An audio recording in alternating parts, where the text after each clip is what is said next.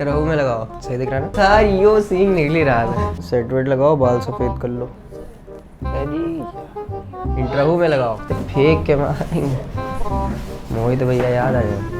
ये पढ़ाई ये लिखाई मेरे पास का ही नहीं, मैं जब देखता हूँ मुझे जानता ही नहीं, पास होना मेरा बनता ही नहीं, मैं सब पढ़ता। Welcome back students again in the commerce club. और बच्चे हम लोगों ने अपनी ओवरऑल 4 वीडियोस खत्म कर ली हैं और अब हम लोग जंप कर रहे हैं ऑन दी ग्रेटर साइड। उसको पीछे देख के मत हंसना। तो अब हम लोग ओवरऑल जंप कर रहे हैं अपने पास्ट एडजस्टमेंट्स को लेके और पास्ट एडजस्टमेंट्स को कंप्लीट करेंगे। लेकिन उससे पहले हमारा एक टॉपिक जो रह रहा है बच्चे लोग, वो है हमारा गारंटी ऑफ प्रॉफिट। तो सबसे पहले पास्ट एडजस्टमेंट को शुरू करने से पहले हमें गारंटी ऑफ प्रॉफिट खत्म करना पड़ेगा और after that completing guarantee of profit हम लोग जंप कर सकते हैं पास्ट एडजस्टमेंट्स पे। दैट मींस सर क्या सिर्फ 2 ही टॉपिक बचे हुए हैं? बिल्कुल 2 ही टॉपिक बचे हुए हैं। दैट मींस इसके बाद हमारा फंडामेंटल्स पूरी तरीके से खत्म हो जाएगा।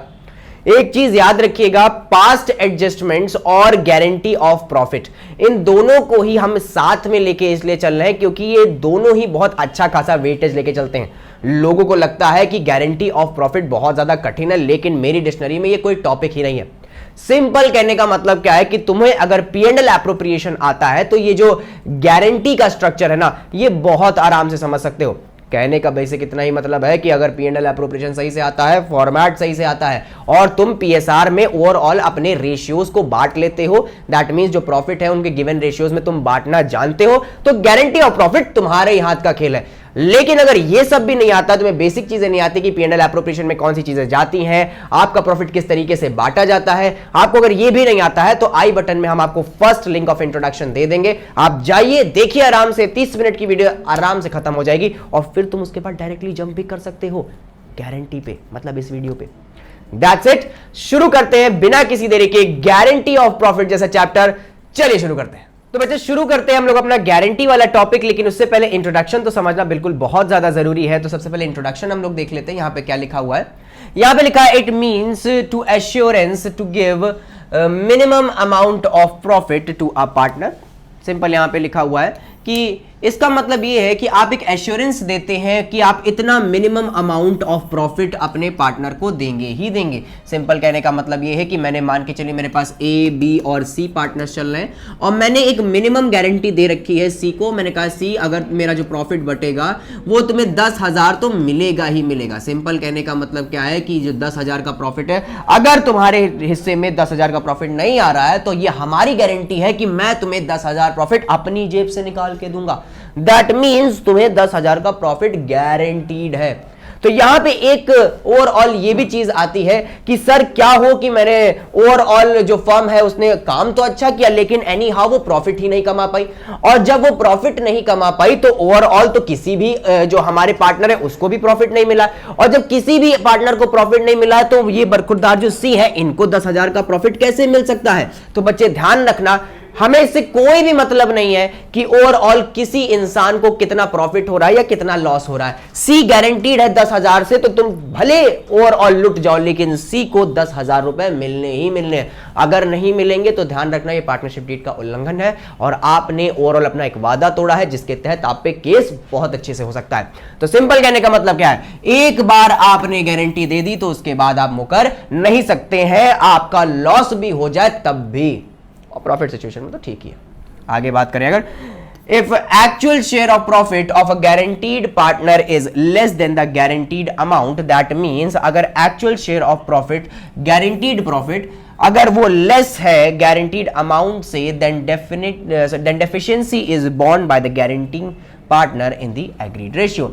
अगर आपका गारंटीड प्रॉफिट जैसे इस क्वेश्चन में 10,000 था, वो ओवरऑल एक्चुअल प्रॉफिट से कम है, तो भाई आपको ओवरऑल जो गारंटर है, यहां पे गारंटर कौन था? A और B थे जो गारंटी दे रहे थे C को, उन दोनों को ही ये बियर करना पड़ेगा और एनी हाउ कहीं से भी पैसा जोड़ के आपको C को ये 10,000 रुपए देने पड़ेंगे। यहां पे 2 लोग हैं, एक गारंटर है और एक गारंटीड पार्टनर है। तो गारंटीड पार्टनर है यहां पे C और गारंटर है हमारे A और B। That's it about it. अब ध्यान रखिएगा, आपने एक इंट्रोडक्शन तो पढ़ लिया है, आइए से कुछ क्वेश्चंस करते हैं और खत्म करते हैं इस गारंटी के सेक्शन को। बढ़ते हैं अपने पहले क्वेश्चन पे और पहला क्वेश्चन हमारा बता रहा है PQR पार्टनर्स शेयरिंग प्रॉफिट्स इन 3:2:1। हमारे पास PQR पार्टनर्स हैं और इनका जो profit sharing ratio that means profit divisibility ratio जो है वो 3:2:1 है। However R is guaranteed ₹20,000। R को गारंटी मिली है, जो लास्ट पार्टनर है हमारा PQR में जो R है पार्टनर हमारा, उसको 20,000 रुपए की गारंटी मिली है। दैट मीन्स अगर फर्म कैसी भी सिचुएशन से गुजर रही हो, आपको कोई मतलब नहीं है, आपको 20,000 रुपए प्रॉफिट मिलना ही मिलना है।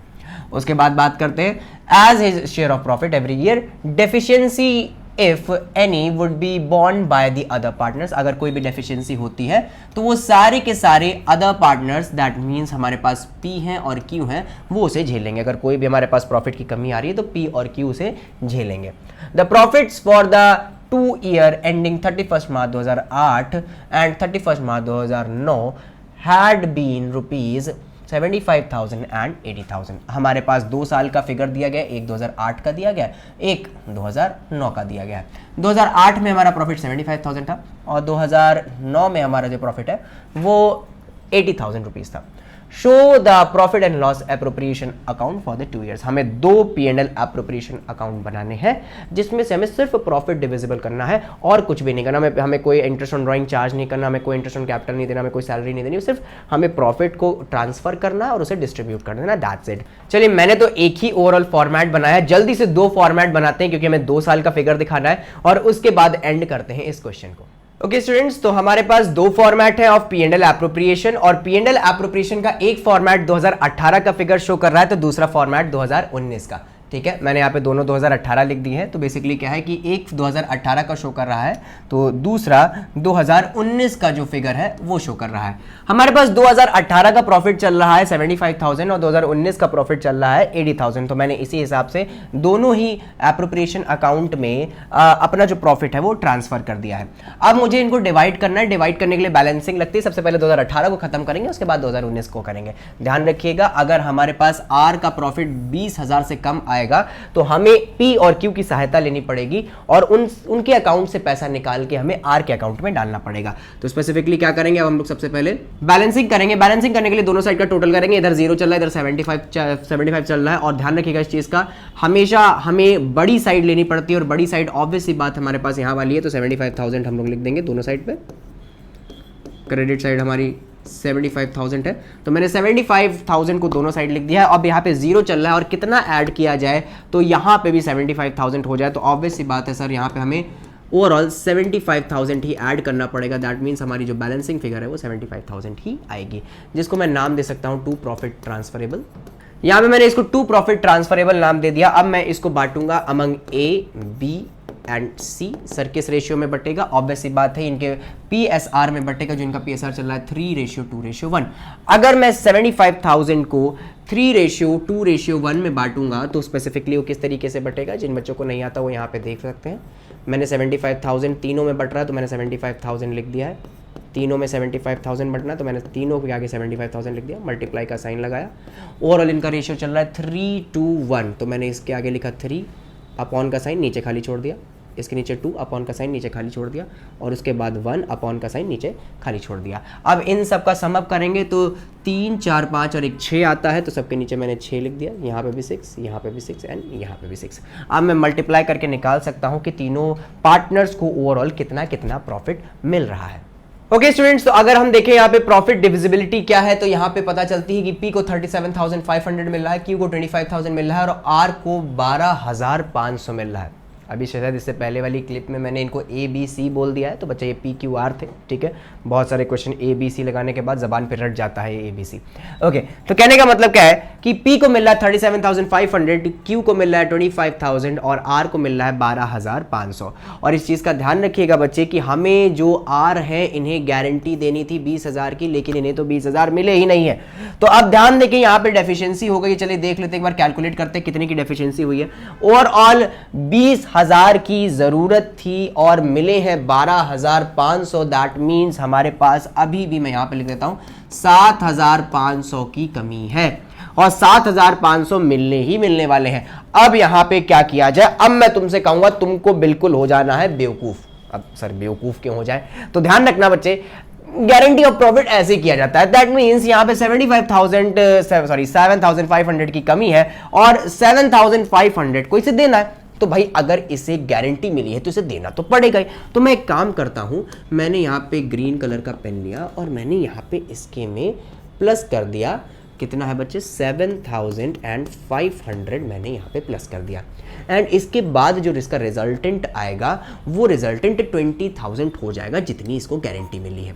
लेकिन ध्यान रखेंगे ये जो 7,500 है ये इंस्टेंटली कोई ओवरऑल प्रकट करके या पैसा छाप के तो इनको नहीं दे दिया जाएगा, ये देंगे इनको P और Q इन देयर रेशियो। तो ध्यान दें इस 7,500 को बांटा जाएगा 3:2 चल रहा है ना इनका ओवरऑल, तो इसको 3:2 में बांटेंगे। नीचे कुत्ते भौंक रहे हैं, इग्नोर करिएगा। तो कहने का मतलब क्या है, 7,500 को मैं बांटूंगा 3:2 में और 3:2 में जितना जितना ओवरऑल पैसा बटेगा उतना उतना P लूज करेगा और उतना ही Q लूज करेगा और एट द एंड में R को मिल जाएगा। तो सिंपली मैं 7,500 को अगर 3:2 में बांट देता हूं तो मेरा रिजल्टेंट आता है।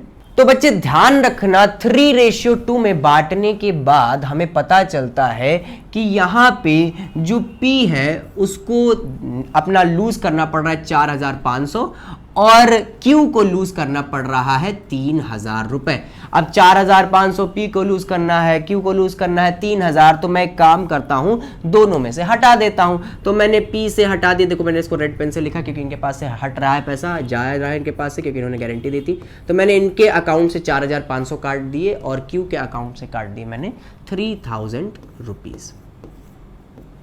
एट दी एंड में ये सारी कैलकुलेशन करने के बाद मेरे पास जो रिजल्टेंट आता है उसको मैं ठीक से लिख लेता हूं। यहाँ पे 37,500 में से 4,500 काट के मैं यहाँ पे लिखूंगा, फिर 25,000 में से 3,000 काट के लिखूंगा और 12,500 में 7,500 को मैं प्लस करने के बाद लिखूंगा।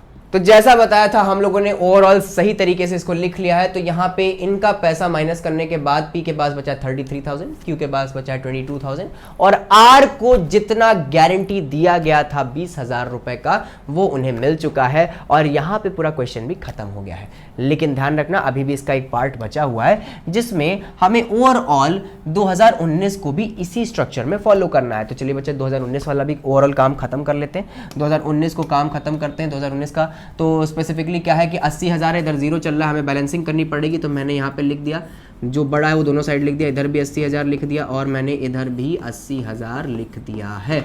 अब मैंने डिफरेंस निकाला, यहाँ पे आएगा टू प्रॉफिट डिस्ट्रीब्यूटेबल, वो आएगा स्पेसिफिकली 80,000 ही क्योंकि हमें डायरेक्टली ओवरऑल इनको डिस्ट्रीब्यूट करना है। अब ये बटेगा P में, Q में एंड R में अमंग देयर PSR और इनके PSR को बांटते हैं। तो PSR बांटा किस तरह आता है तो ध्यान रखिएगा, हमने यहाँ पे भी लिखा 80,000, यहाँ पे भी लिखा 80,000 क्योंकि 80,000 ही बट रहा है और यहाँ पे भी लिखा 80,000। मल्टीप्लाई का साइन लगाया, PSR देखा, PSR चल रहा है 3 to 1 तो मैंने लिखा 3, इधर लिखा 2, इधर लिखा 1, अपॉन का साइन लगाया। 3 + 2 + 1 होता है 3 4 5 1 6, तो मैंने यहाँ पे लिख दिया सबके नीचे 6। अब इनको मैं कैलकुलेट कर लूँगा और मैं देख लूँगा कि मैं P को और Q को और R को कितना पैसा मिल रहा है। लेकिन मेन लाइमलाइट में यहाँ पे R रहने वाले हैं, क्या इनको 20,000 रुपये मिल रहा है कि नहीं मिल रहा है। चलिए चेक करते हैं। ओके तो बच्चे यहाँ पे देखिए हमारे पास स्पेसिफिकली क्या आया है, P के पास 40,000 रुपए आया है, Q के पास 26,667 रुपीज आए हैं और R के पास 13,333। दैट मीन्स जो R को 20,000 रुपए मिलने थे पर ईयर के हिसाब से R को फिर से नहीं मिले हैं। तो ध्यान रखिएगा बच्चे, अब यहाँ पे जो हमने डेफिशिएंसी है दैट मीन्स 20,000 रुपए देने थे और 13,333 रुपए मिले हैं। दैट मीन्स कितना नहीं मिला है वो आप डिफरेंस करके कैलकुलेट कर लेंगे और फिर आप P और Q के PSR के हिसाब से जो चल रहा है 3:2 उसमें डिवाइड करके इन दोनों के अकाउंट से माइनस कर देंगे और ऐड कर देंगे अपने R के अकाउंट में। तो इनके पास 20,000 हो जाएंगे और इनके दोनों के प्रॉफिट में से उतना उतना पैसा लेस हो जाएगा और आपका पूरा का पूरा गारंटी का स्ट्रक्चर खत्म हो गया। ओके तो ये कैलकुलेशन मैंने तुम लोगों के लिए छोड़ा है और इसका आंसर कमेंट बॉक्स में लिख देना और जिससे तुम्हारा रिवीजन भी हो जाए और गारंटी का स्ट्रक्चर बिल्कुल खत्म हो गया। अब इसका कोई भी क्वेश्चन गारंटी का स्ट्रक्चर वाला वो तुम बहुत आराम से कर सकते हो और तुम्हारा अब ये गारंटी का पूरा स्ट्रक्चर खत्म होता है। अब हम लोग बढ़ते हैं अपने पास्ट एडजस्टमेंट में। चलिए शुरू करते हैं।